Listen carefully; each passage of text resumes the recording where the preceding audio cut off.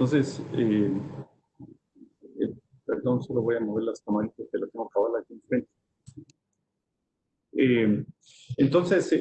Bueno, primero pues, quisiera hablarles de la evaluación con PET. ¿Qué es el PET-CT? ¿Qué es el estudio no, que se ha utilizado, se ha oído tanto para el uso del cáncer?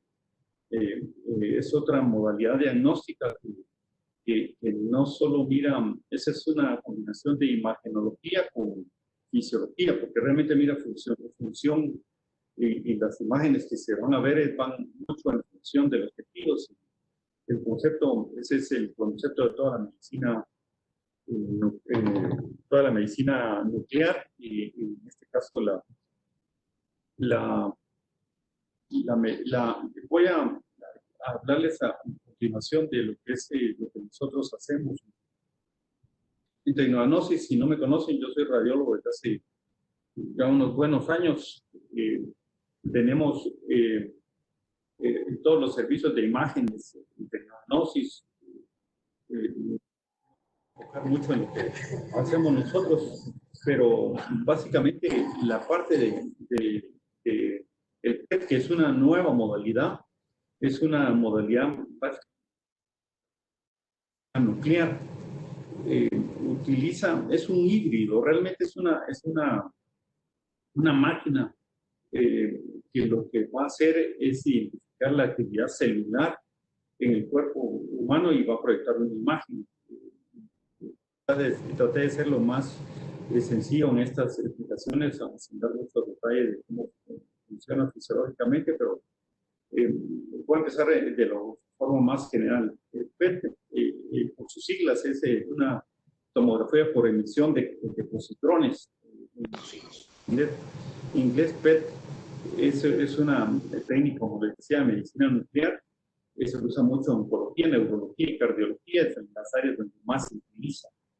Básicamente, eso es una tecnología que tal vez no es tan nueva como si quisiéramos pasar a creer. Tal vez es nueva para nuestros países, para Guatemala y todo, pero viene utilizándose, como ustedes ya habrán leído mucho en la literatura, en otros países desde hace ya más de 15, 20 años. Lo complicado, lo más complicado es lo que necesita inversiones muy grandes para poder realizar esos estudios. Y quiero explicarles por qué es básicamente esto. Primero, utilizamos para esto una sustancia, lo que llamamos un radiofármaco, que es una sustancia radioactiva que se introduce en el organismo y posteriormente se es visualizada con un aparato que detecta estas pequeñas dosis de radiación. La máquina que forma que marcan las sustancias estas que se van a utilizar, el tomado radiofármacos, se llama ciclotrón. Y el ciclotrón es un equipo que es de un costo muy alto y por lo cual las sustancias estas que se marcan no se ha hecho en Guatemala. La primera problema que nos da no tener un ciclotrón en Guatemala es que todos estos radiofármacos tienen dosis de radiación muy bajas y esa radiación se va perdiendo.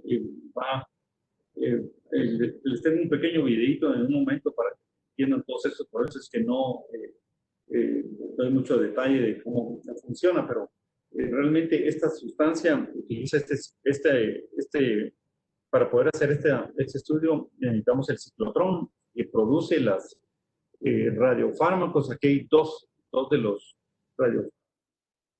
Por ejemplo, por decirlo así, el ciclotrón, nosotros, si nos produce el radiofármaco, el más conocido es el FDG, es una molécula de glucosa con fluoro y modificada, que la agarra el organismo y la identifica como una mucosa, confunde con la molécula de glucosa, y cuando ya entra en el organismo, las células hipermetabólicas, como en el caso del cáncer, o que hay mucho metabolismo muy aumentado en estas células, ahí se va a jalar estas moléculas, que es una molécula de glucosa modificada, y se va a poder marcar. Es un concepto relativamente sencillo, si uno se pone a pensar que mientras más consuma azúcar o mientras más rápido tenga el metabolismo, más fácil va a poder hacerse eh, esta detección o identificación de las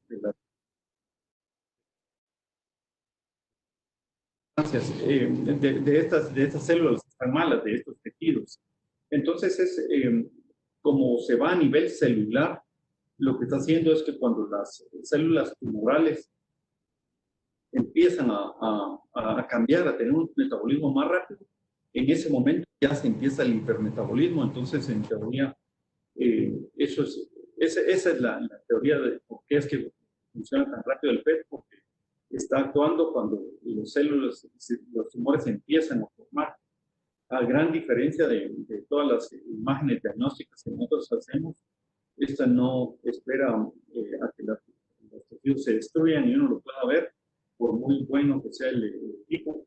Si no hay destrucción, no lo podemos ver, y el PET se anticipa eso y da diagnósticos antes de que empiece la destrucción de los tejidos. Se utiliza para, como decía, para la movilidad tumoral. En teoría, cuando son más agresivos, los tumores también va a haber más actividad, va a ser más fácil verlo. Las otras indicaciones que se utiliza también es en neurología y en problemas cardiovasculares, porque también los cambios en el metabolismo, eso hacen que haya unos ejemplos al final, solo para hablar algunas cosas específicas de esto, pero la gran mayoría en el mundo se sigue utilizando el radiofármaco. La principal razón que se va a hacer es para el cáncer. En oncología se estima que el 90% de todos los estudios en el mundo son hechos para oncología. En algunos casos, en algunos lugares de investigación, o en Estados Unidos, también tienen muchos PETs, o en algunos otros lugares del mundo ya se está utilizando con costos más baratos para otras áreas, como les decía, o en prevención para detección temprana de Alzheimer o algunos otros problemas neurológicos, pero el PET sigue siendo una fuerza principal para la oncología. Aquí vemos algunos de los diferentes radiofármacos que se utilizan y los diferentes tumores que se pueden identificar. En teoría, digamos, la glucosa, que es un metabolismo, digamos, por su metabolismo, que es mucho más común, y solo lo que está midiendo es el cambio del metabolismo, la aceleración del metabolismo celular, casi va a detectar la gran mayoría de los tumores.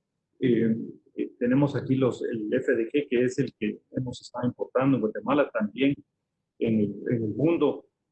También casi el 80% de todos los estudios son realizados con FDG. En algunos otros lugares, como les decía, para cosas muy específicas se está utilizando otros radiofármacos. Este es el equipo de PET, pero como ven, este es el equipo que realmente tiene la cámara, y uno lo ve como una tomografía.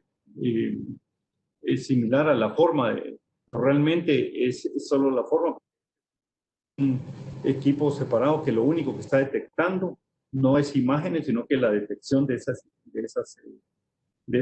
células que están malas. Por eso es que las imágenes originales de PET son muy malas, porque no estaban diseñados para imágenes, sino que lo único que se mira es lo que está alterado.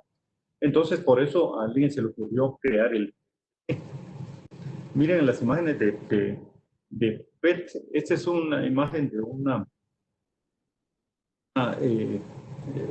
de una persona que ya se le dio tratamiento, y antes y después del tratamiento. Como vemos en el lado izquierdo, el paciente como se mira relativamente fácil ver las metástasis. Uno en algunas de estas es tan obvio los hallazgos que no necesita de ciencia para poder identificarlos en el lado derecho después del tratamiento.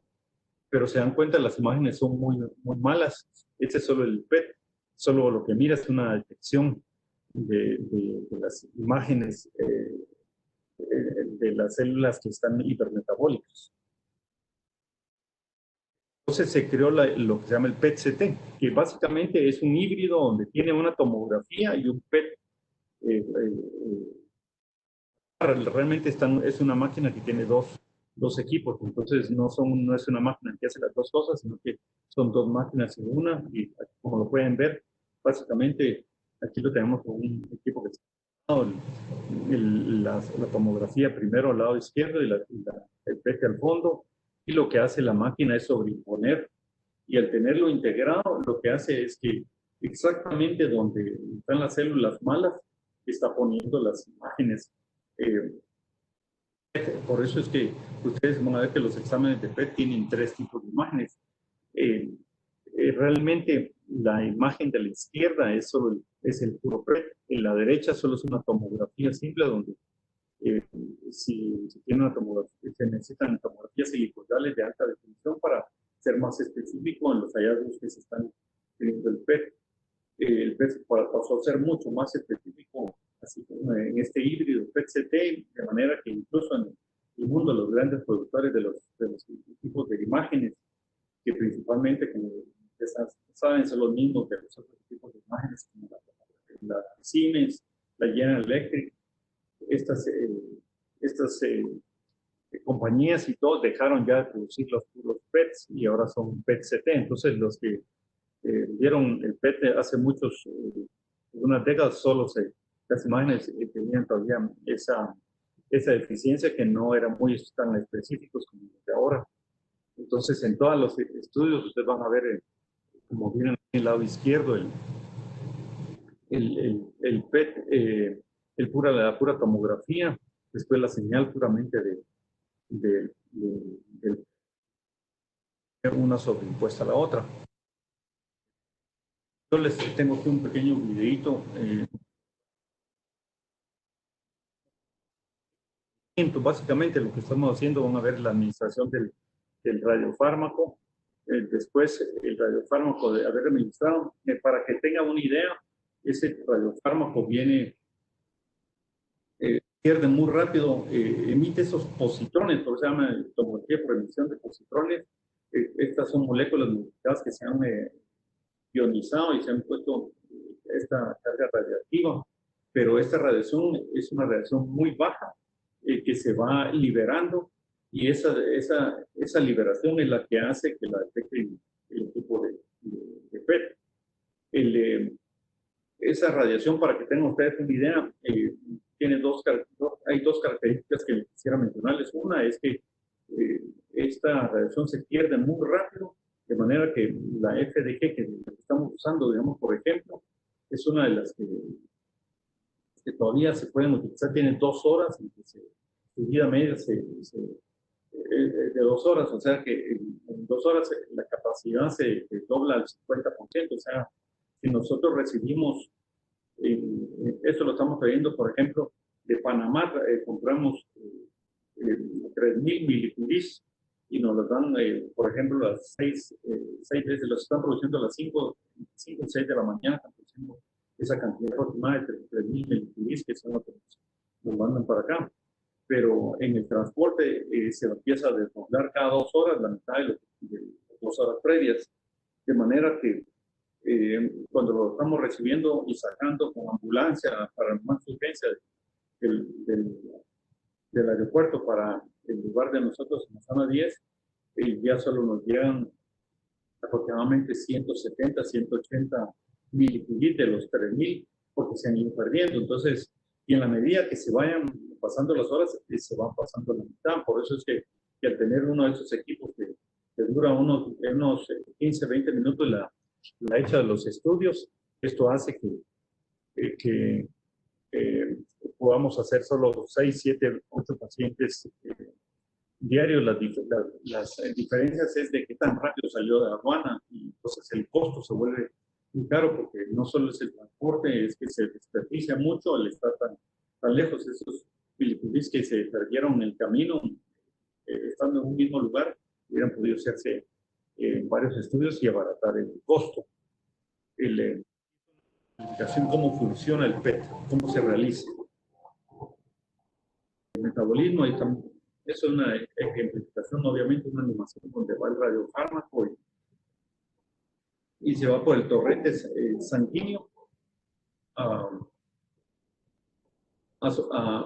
chocar con las células al ser consumida la glucosa esta, va liberando la molécula esa como similar a la glucosa, va liberando esta radiación y nosotros después vamos viendo en unas imágenes esta captación, que es lo que vemos en esta animación. Más o menos ese es el estudio, dura 1 hora, más o menos después de 1 hora le estamos administrando el medio y después de haberlo avisado, después de haberlo administrado, se toma unos 15, 20 minutos el estudio. El estudio relativamente rápido, ustedes saben, los equipos de tecnología ahora son muy rápidos y entonces en estos 15 minutos lo que se está haciendo es nosotros hacemos con contraste muy completo porque si ustedes se dan cuenta tiene, aparte de la información del PET, se está haciendo la parte de una tomografía. ¿Y qué tomografía? Básicamente casi el cuerpo entero de la mayoría de pacientes, lo que tenemos es desde el cerebral hasta la parte media de la pierna, o sea, hasta el fémur, en lo cual ustedes están viendo si un paciente de estos, se los menciono, hago mucha énfasis en esto porque en algunos pacientes a veces antes del PET les hacen tomografías o para identificar por cuestiones de costo, pero realmente si ustedes se dan cuenta a veces se pueden ahorrar la tomografía si se hace el PET porque realmente estamos haciendo una tomografía cerebral, cuello, tórax, abdomen, pelvis y realmente se está viendo todas estas áreas con una tomografía completa con los fases. Entonces, este estudio usualmente tiene muchas imágenes, a veces también la interpretación lleva un poquito más compleja porque se están viendo muchos estudios al mismo tiempo del mismo paciente. Realmente es para aprovechar que ya que se están haciendo esas tomografías y se pueden ver. Yo en esta plática estoy tratando de ser muy general en el sentido de ver los usos y entonces voy a hacer una tomografía más o menos desde arriba hacia abajo, por eso es que empiezo los estudios de Fernando, desde arriba. disculpa, Fernando, ¿será que te puedes acercar? Es que de repente te alejas mucho y se nos pierde. Perfecto. Ahí, Perdón. ahí estamos. Perdón, entonces, como les decía, los ejemplos que vamos a ver van a ser desde arriba hacia abajo. Pues eso es solo por hacerlo en algún orden. Entonces me fui, digamos, a un paciente aquí con un tumor en la base de la lengua. Miran en la tomografía del lado izquierdo, uno realmente, un software mágico, pues uno se puede inventar ahí que está viendo algo en retrospectiva, pero realmente no estamos captando lo que está viendo el PET, que es el de medio, que obviamente no estamos viendo específicamente dónde está, y es un tumor que en el lado de la derecha ya está en conjunto el PET-CT, y estamos viendo cómo esta lesión en la base de la lengua no se identificaba en las imágenes del lado izquierdo, que es la tomografía, y así vamos a ver algunos ejemplos en los diferentes. Ese es otro tumor, un tumor de lengua, un CA escamoso. Uno, si no tiene la flechita en el lado izquierdo, es muy difícil aventurarse a decir que ahí hay una. Es muy sensible para estas cosas y se puede ver en el lado derecho. Ustedes miran algunas imágenes en esta tomografía a nivel de un cáncer esofágico, tenía metástasis como vemos algunas lesiones como esta, que hay una metástasis específica en el hígado, que en el lado izquierdo vamos Sí, por cierto, en la tomografía ya vemos una lesión sospechosa que uno le podría indicar, pero en cuenta que es mucho más que eso. Uno podría subir en el lado izquierdo que las pocas lesiones o lesiones que estamos viendo, todas están localizadas en el nivel del lóbulo, y sin embargo vemos las otras imágenes eh, que no que son que no se identifican en la tomografía. Quiero hacer claro que este radiofármaco se excreta a nivel renal y van a ver algunas imágenes donde siempre es persistente las imágenes eh, en riñón. El hígado, por su actividad, que es un poquito más, su metabolismo es un poquito más rápido, acelerado que el resto del cuerpo humano. Hay varias áreas como los riñones, la sección renal, el hígado, el corazón, que pueden identificarse en un PET sin estar patológicos. Nosotros en esto utilizamos unas medidas qué tan hiperactivo está o qué tan hipermetabólico están las células, y esto nos da un índice para identificar usualmente cuando hay más hipermetabolismo eh, que, que el hígado ya son consideradas positivas. El hipermetabolismo si bien unas unidades específicas, pero usualmente las unidades cuando están arriba del SV, le llaman las medidas, cuando ustedes oigan esa palabra, está midiendo la actividad, qué tan metabólico está. Si, incluso para seguimiento, ahí van a haber lesiones muy hipermetabólicas. Para darles un ejemplo, el SV del hígado normalmente está en 3, alrededor de 3, 2.8, 3, y si pasa arriba de esto, usualmente eh, ya habla uno de patología. Cuando el hígado se está haciendo, usualmente nosotros usamos de referencia para estar usando el metabolismo del paciente, pero en seguimiento les mencionaba que cómo identificamos las del hígado, porque si siempre va a haber un hipermetabolismo. Aquí obviamente en las imágenes que les estoy presentando están utilizando un poco la ventana, se está ajustado para identificar las imágenes más claras en el hígado, pero el metabolismo ya, el hecho de estar, ustedes lo miran, está rosado en el lado derecho, y eso ya es un poco de hipermetabolismo. ¿Y por qué no lo considera uno? Porque eso es una parte fisiológica normal. Entonces, cuando uno mira esas imágenes fisiológicas normales, una de las formas que nosotros utilizamos para saber si realmente estamos hablando de una patología o es puramente de origen fisiológico, el SV nos ayuda mucho. Eso es también, igual que el PET-CT, que antes solo se usaba PET, también las SV las empezaron a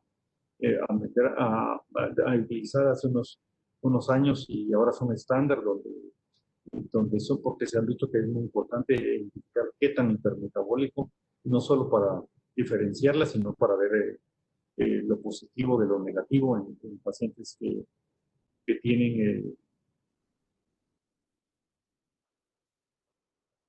realmente ha mejorado o no. Hígado, más, eh, más abajo vamos a algunos ganglios pélvicos positivos que ustedes se dan cuenta de la tomografía del lado izquierdo, nuevamente no la identifican. Es en las tomografías, en las imágenes de abajo inferiores está la imagen, solo que solo se vio el PET. Ven en la imagen de la izquierda, uno puede saber a más o menos a qué nivel fue tomada, pero uno puede saber exactamente en qué lugar está. Vemos arriba la tomografía, vemos que está a la altura de la pelvis, y en el lado derecho podemos identificar que está a nivel de los dos ganglios hipermetabólicos. Eh, Aquí otra adenopatía paraórtica. Vemos estas imágenes se van estas saqué las más notorias porque hacía muy claro cuál es la diferencia en algún paciente como este paciente que tiene una pequeña lesión que sí la puede ver uno en tomografía, pero es poca específica y uno no puede saber si es un o si está desarrollándose o si es cuestión de ventana y todo, pero al verle hipermetabolismo es confirmatorio en algunos de esos casos, a veces es tan obvio. Esta es una imagen de libro solo para hacer un poquito más claras las diferentes el, las diferentes partes anatómicas que se están viendo. Vemos en algunos de estos en estos cánceres, vemos el aumento de la cabeza del páncreas en este paciente que ahí era lo que estábamos viendo y cómo una lesión, nosotros lastimosamente ya tuvimos una experiencia así donde accidentalmente a un médico, precisamente el paciente era médico, identificamos una lesioncita ahí en el páncreas y él llegaba por un politraumatizado, un médico, y resultó ser algo positivo, lo cual todavía no había tanta deformidad del páncreas. En este caso sí hay un poco de masa y uno puede ser altamente sospechoso.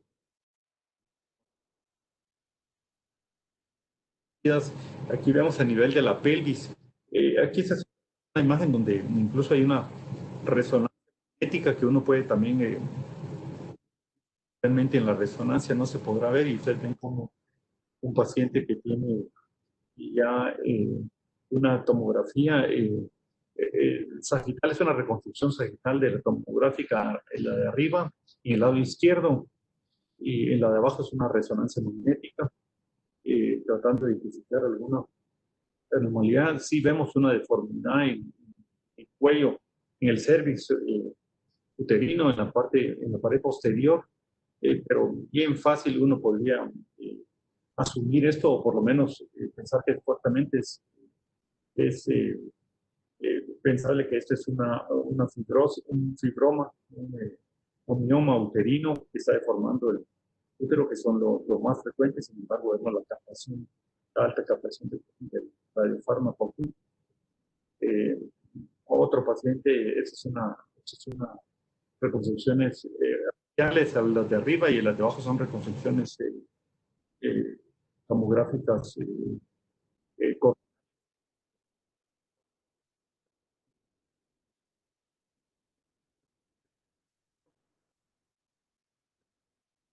lo confirmó. Esto lo vimos, la verdad que se le estaba buscando un cáncer, y vemos cómo este paciente después se le dio seguimiento con el endoscópico y efectivamente fue positivo. El, estas son otras imágenes similares. Yo lo que más me concentré ahorita es en ver las imágenes que no se miran en tomografía o en otras imágenes, o más evidente, hay cierta metabolismo aquí en algunas estructuras, pero pueden ver cómo la lobulación esa en la porción anterior del hígado, a nivel del borde anterior del lóbulo derecho, vemos cómo es hipermetabólico. A ese nivel también vemos a nivel del, del, del cuerpo vertebral una hipercaptación que también se miraba en este paciente. Sí ya se sabía que tenía un cáncer a nivel de recto, que se identificó cabal en las últimas tomas de coronal, último, le digo, más caudales en las cortes axiales, donde está E y F. Yo quiero hacer alguna revisión aquí de más que enseñar más imágenes, en una parte que tal vez va más a la parte de ustedes.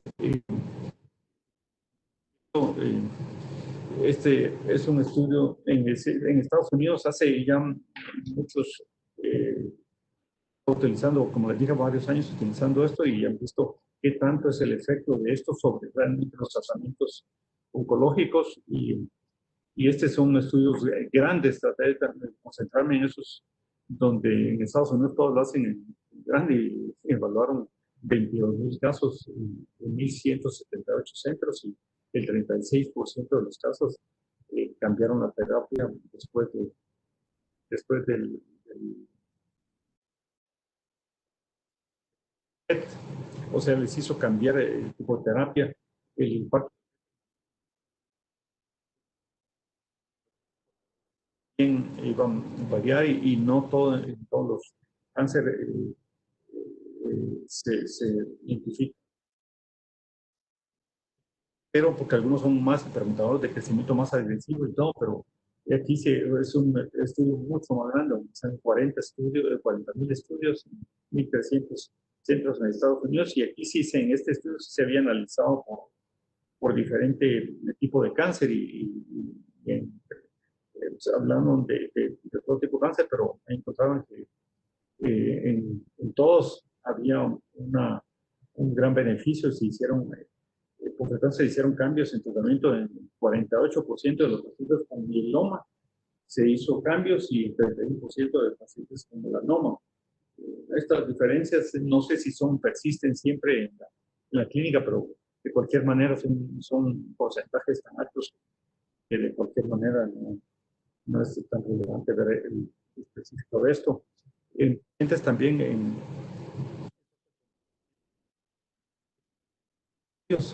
946 centros se había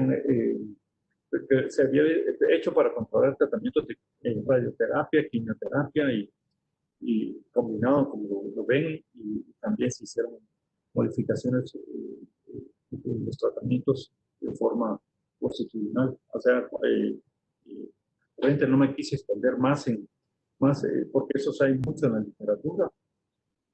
Solo esto se los paso, no es tanto del área de ustedes, solo para que vean más o menos cómo funciona igual en los otros equipos, pero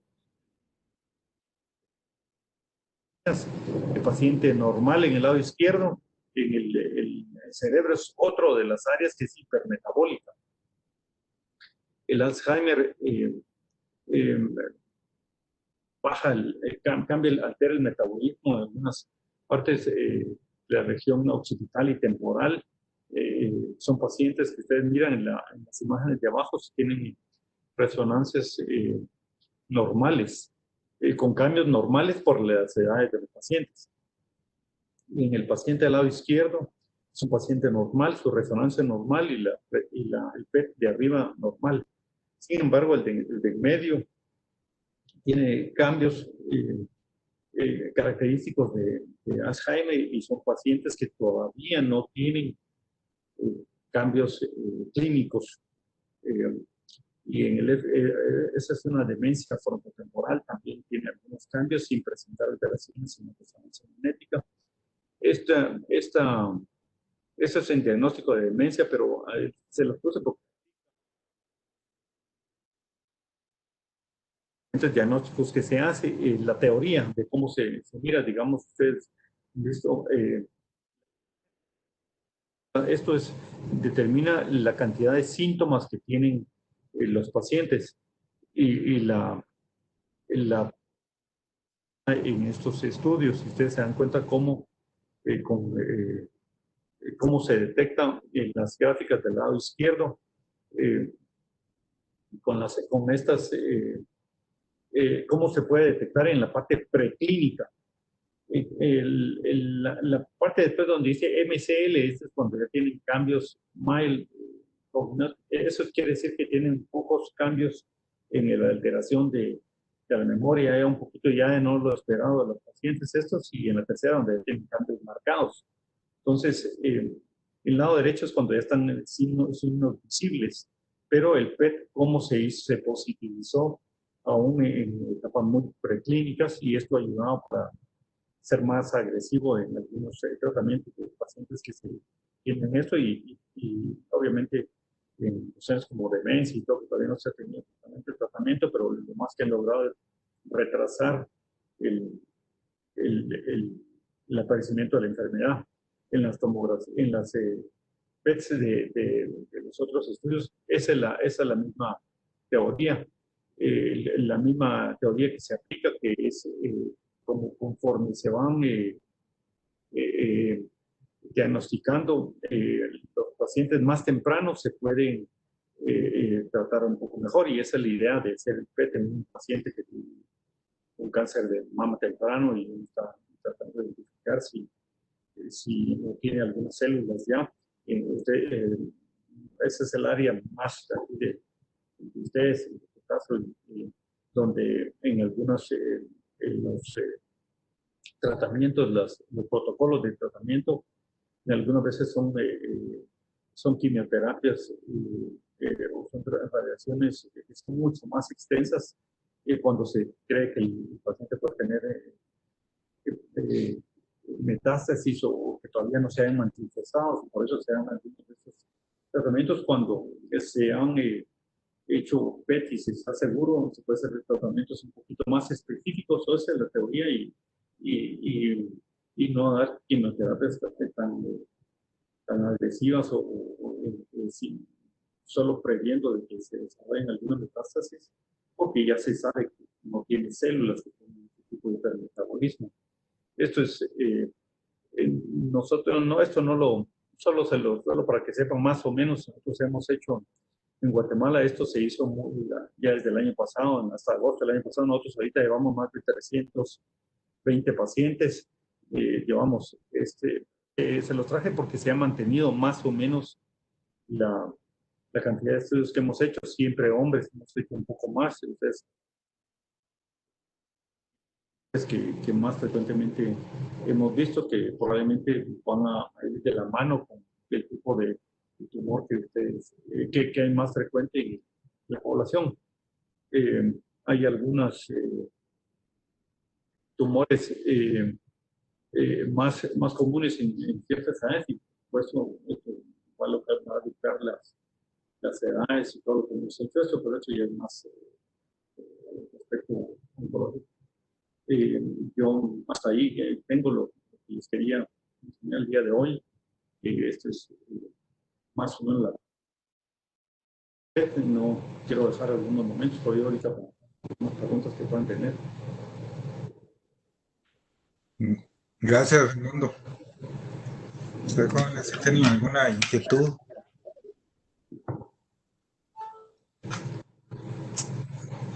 Sí, buenas tardes, doctor.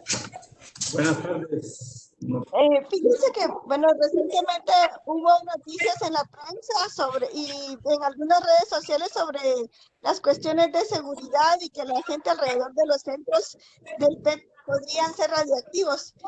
¿Tienen algunas medidas de seguridad al respecto o ya están instauradas algunas medidas al respecto? Pero no sé si entiendo la pregunta. ¿Esto se refiere a por la situación actual o cómo controlamos esto? No. Más por la radiación. Más por la radiación, independientemente de la situación actual. Cómo no. Nosotros, digamos, hemos, primero que todo, igual que cualquier estudio de estos que implica radiación, como de una radiografía, tomografías y todos estos estudios, obviamente hay que seguir unos protocolos y unas medidas específicas.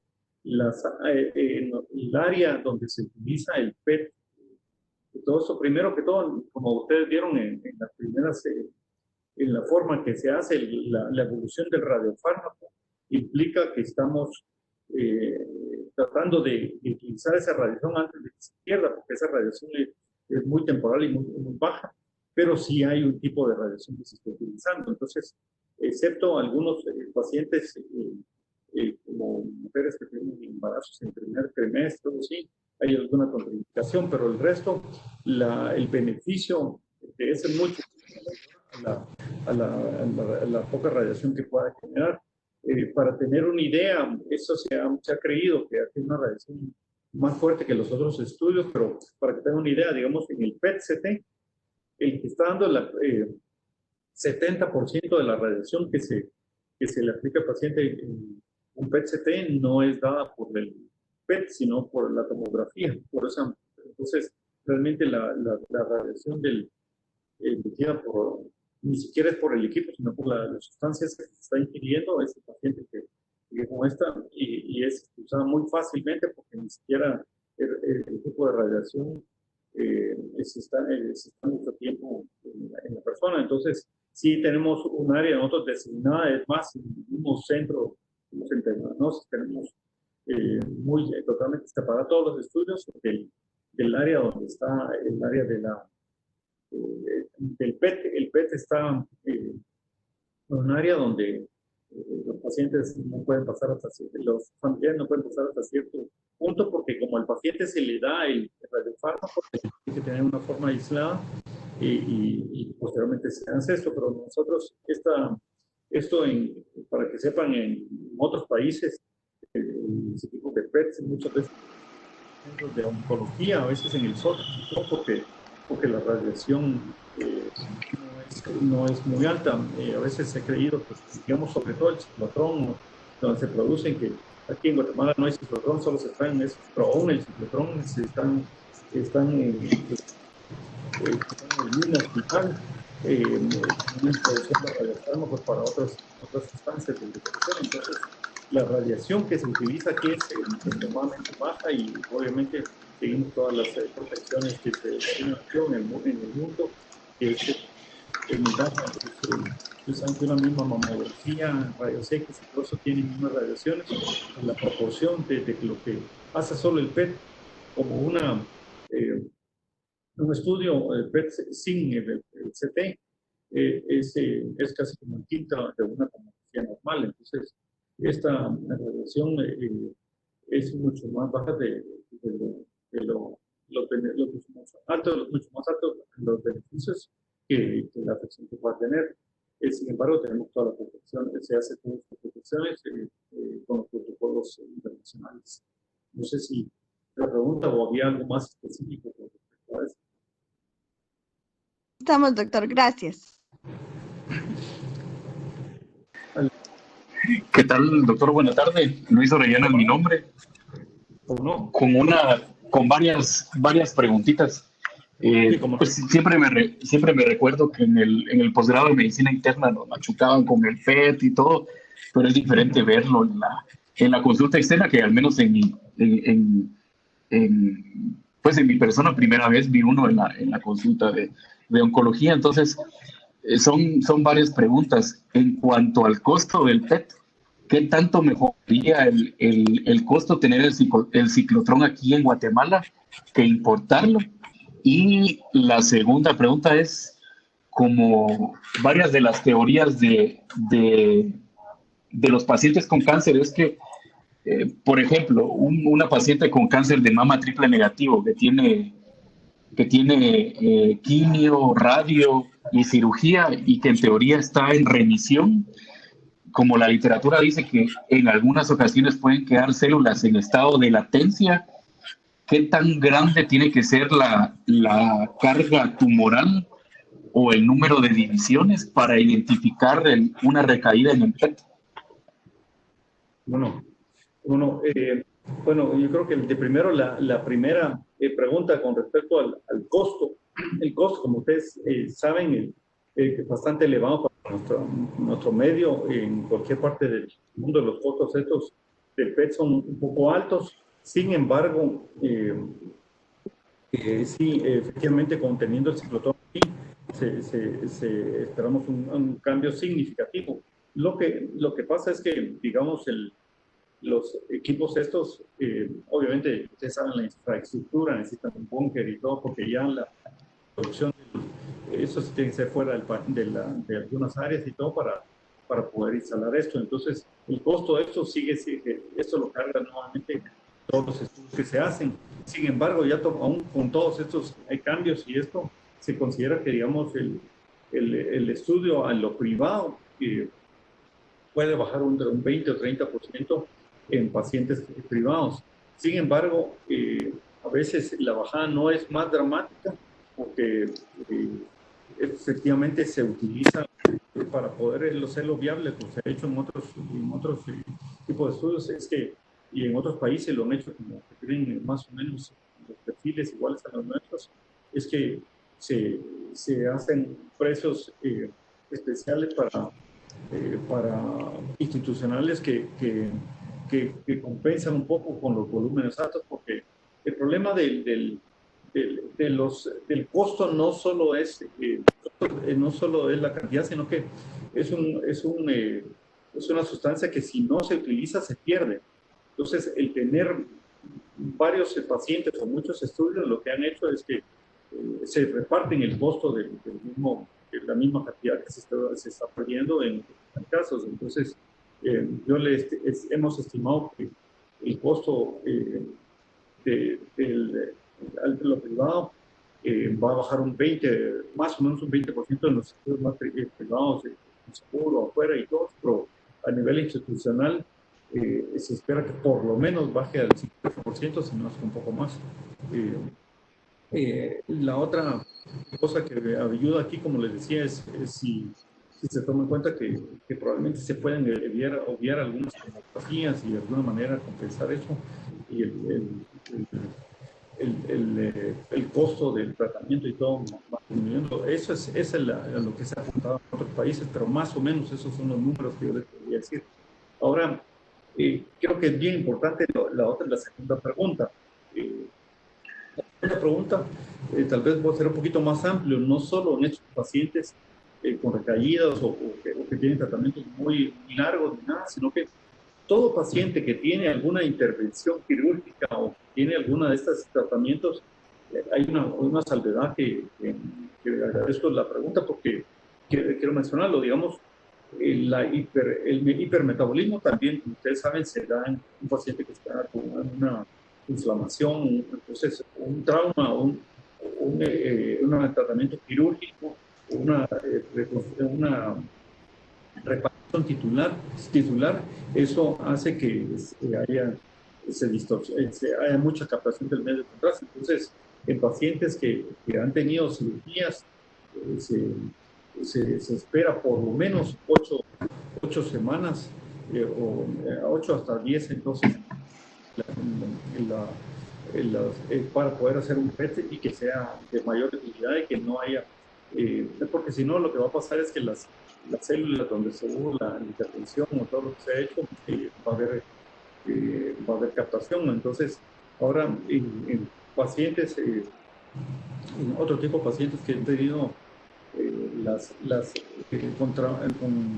con radiación, con quimioterapia, sobre todo la radiación que causa un poquito más daño al tejido, también los tiempos no son de 12 semanas, pero también hay 4 o 6 semanas, depende de la radiación que se da para esperar de que no sea hipersensible el PET y vaya a darnos poca información o no muy específica. En cuanto al seguimiento, nosotros ya hemos visto a los pacientes que se les ha hecho en forma múltiple, se les ha hecho varios PETs, pero porque se está evaluando respuesta, tratamiento y todavía vemos positivos, pero no todos los casos son tan dramáticos como que les enseñé, donde hay una mejoría tremenda, sino que entonces lo que pensamos es precisamente la medida de la hipermetabolismo. Entonces hemos visto pacientes que tienen un SUV de 11 o 12 o arriba de 10 y todo, y donde van bajando a 6, y algunos que ya que están todavía ligeramente hipermetabólicos, pero ya saben que van bajo. Entonces, ese bueno ayuda mucho para ver seguimiento. Obviamente, es utilizar cuando se ha hecho ya un estudio previo, cuando es de seguimiento, pero solo evaluando respuesta al tratamiento, también uno puede utilizar este tipo de medición que qué tan intermetabólico está. No sé si esa pregunta, si esa respuesta es más o menos, si eso era lo que me estaba en la pregunta, cómo discernir en casos que tienen tratamientos o que son casos crónicos, que como hay mucho pasa en oncología, que muchas veces el paciente ya ha tenido unos meses de tratamiento o una recibida o una pasada, así de tratado por lo mismo. Entonces, esa es más o menos las armas que uno utiliza para sacar al PET y que no nos dé falsos positivos, que sea realmente útil. Y cuando es muy temprano, sí, nosotros hemos rechazado, no rechazado, pero sí hemos pedido, tal vez aguantemos un poco porque no nos va a dar la misma especificidad, sino que va a ser realmente sensible, pero no como específico. Sí, sí, gracias, doctor. Sí, es que esto pasa a veces por cuestiones administrativas o cuestiones de que el paciente tal vez viene de muy lejos, que por lo menos en colon o en recto, que uno, que se les da la neoadyuvancia, van a cirugía y a la hora de la adyuvancia a veces pasan 6 meses hasta que el paciente consulta nuevamente, entonces Sí, tal sí, vez se sale sí, un poco. totalmente. Ese es uno de los problemas y una de las cosas que nosotros estamos tratando de hacer una iniciativa ahí con el ICSI y con algunas otras instituciones, porque lo que no a veces es más fácil con la comunicación y todo, es tener este tipo de comunicaciones para tener ciertas, establecer protocolos para las fechas y tal vez nosotros puedan tener mejor comunicación con ustedes mismos, con los que están del otro lado de la parte clínica y podamos ver también esto a nivel administrativo y reforzar un poquito más la urgencia de algunos estudios y para manejarlos no con la misma lentitud, por decir así, o por el mismo proceso burocrático de siempre, sino que en algunos casos de eso se está hecho, ya sea para adelantarlo o más fácil para adelantarlo, pero tener esta comunicación creo que a veces nosotros la perdemos, a veces con el caso de usted, porque no sé si eso podamos después y precisamente como van a preguntar, porque con la dirección o de ustedes o mismamente a través del programa o los que manejan la parte clínica a nivel de dirección que podemos darle seguimiento. Okay, muchas gracias, doctor. ¿Una otra pregunta? Cuando quieran también podemos organizar, ustedes quieren llegar a ver físicamente las áreas para tal vez algunas preguntas. No le van a surgir ahí, tal vez en caso de interacción más de pacientes específicos. Buenas tardes. Buenas tardes. Hola, doctor. Le habla Karin Archila.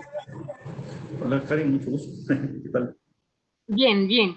Fíjese que yo le quería preguntar. Bueno, es que hay varios radiofármacos que se pueden utilizar según las diferentes neoplasias. Entonces, así como en el tumor neuroendocrino, pues lo mejor sería utilizar somatostatina porque estos tumores tienen receptores para somatostatina, o en el cáncer de tiroides, pues utilizar yodo, pero entiendo, doctor, que es pues difícil obtenerlos o formularlos. Entonces mi pregunta es, ¿realmente hay una diferencia utilizando este tipo de radiofármacos? ¿O, pues, o sea, ¿hay alguna diferencia utilizando glucosa radioactiva o es mejor utilizarlos? O esa es mi pregunta. Sí, digamos, esta molécula modificada de glucosa y todo el FDG es muy sensible. Sí, específicamente hay algunos fármacos que se han hecho un poquito más específicos. El problema es precisamente eso, la vida media de algunos radiofármacos, algunos de esos va a facilitar, obviamente, cuando se tenga el ciclotrón, porque cuando tenemos una vida media que en muchos casos de estos, en minutos, aquí tenemos 110 minutos aproximadamente, que es un poco menos de 2 horas, el FDG, entonces permite hacer estas vueltas, pero hay muchos de estos que su vida media es en 20 minutos, 15 minutos, y algunos que algunos radiofármacos, obviamente, en lugares más avanzados que le tienen hasta en menos de 10 minutos el oxígeno, también lo estamos usando en algunos sistemas que es en menos de 10 minutos. Pero obviamente en este caso, que la pregunta del galio, digamos que para el cáncer pancreático, que se utiliza la colina también, que el FDG es una modificación de la FDG y sí se puede traer, pero el galio tiene también una vida media también más corta y no las están viendo en muchos de estos lugares porque no da tiempo en traerlo aquí. Es una limitación que tiene. Afortunadamente está la FDG que cubre la mayoría de los estudios, como les digo, aún a nivel mundial, se han hecho casi el 80%, pero sí tiene sus falsos, tal vez no sus falsos, pero sí no es tan específico como las otras. Ahí tengo más o menos una de las más comunes. Algunas de estas no se ha visto, digamos, el F-colina que se ha utilizado para el páncreas, para el próstata, que usa flúor y es similar a la FG, es casi tan buena como el galio, son estudios cruzados. Entonces se trata de, ya estaba probando, se cree que en el futuro se van a hacer para otros estudios, se ha estado estudiando mucho en Estados Unidos, tanto en uno de esos lugares que investigan mucho, pero esa es una de las limitaciones del estudio en este momento. Como nosotros, como esto no se tenía y todo, hay algunas de estas que todavía, aunque se tenga el PET, no se pueden hacer algunos radiofármacos. Y todos esos que pues, son de flúor, pero hay otros más comunes que se están volviendo más comunes, que se usan para perfusión miocárdica, otras cosas como el amonio y todo, que ahí lo miran, pero también en Guatemala todavía eso va a pasar hasta que se tengan este otro tipo. Es una limitación que sí se les... es sensible, en algunos casos no es tan específico, la FDG para algunos de esos tumores, pero la sensibilidad siempre es siempre que nos ayuda, se ayuda mucho para que se haya